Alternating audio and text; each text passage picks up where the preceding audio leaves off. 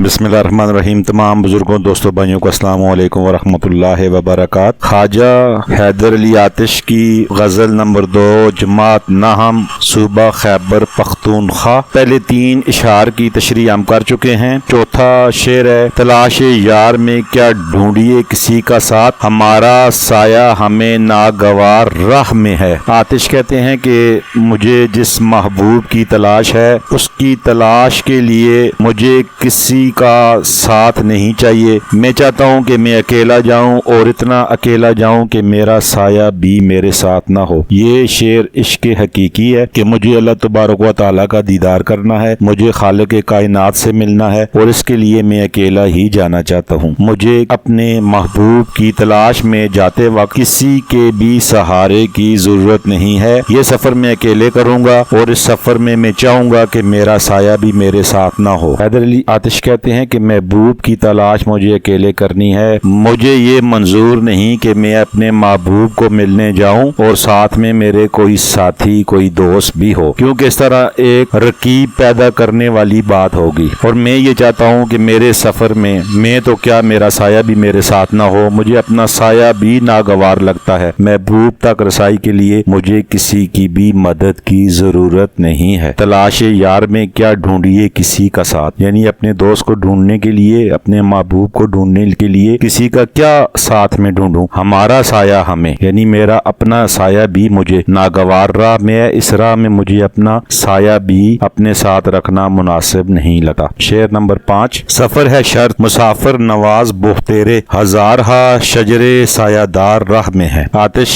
के कई इशार जो हैं वो कबूल आम का दर्जा हासिल कर चुके हैं और वो ज़रबुल मिसाल की सूरत में इस्तेमाल भी होते हैं। ये शेर भी उसी के ज़मन में आता है। इस शेर में वो पैगाम देते हैं कि कामयाबी की मंजिल तक पहुंचने के लिए आगे बढ़ना बहुत जरूरी है। सफर में रहना जिंदगी की अलामत है और रुक जाना मौत की। इंसान को जिंदगी के सफर में मुसाइब, तकलीफें, परेशानियां बर्दाश्त करनी पड़ती हैं, लेकिन कभी कभी वो दिल बर्दाश्ता भी हो जाता है, मगर उसे दिल बर्दाश्ता नहीं होना चाहिए। अल्लाह ताला के भरोसे से सफर का आगाज करना चाहिए। इस तरह अल्लाह ताला सफर में अपने बंदे का साथ देता है और उसके लिए बहुत सी आसानियां और सहूलियात पैदा कर देता है। ऐसे मुसाफिर जो अल्लाह का नाम लेकर निकलते हैं, उन्हें रास्ते में खुदा तरस लोगों की कसीर तादाद मिल जाती है, जो उनकी खबरगिरी करते हैं, उनका साथ देते हैं और उनकी जरूरियात भी पूरी करते हैं। ये लोग किसी सायादार दरख्त की तरह होते हैं जो थके मांदे मुसाफिरों को कुछ देर अपने साए तले आराम का मौका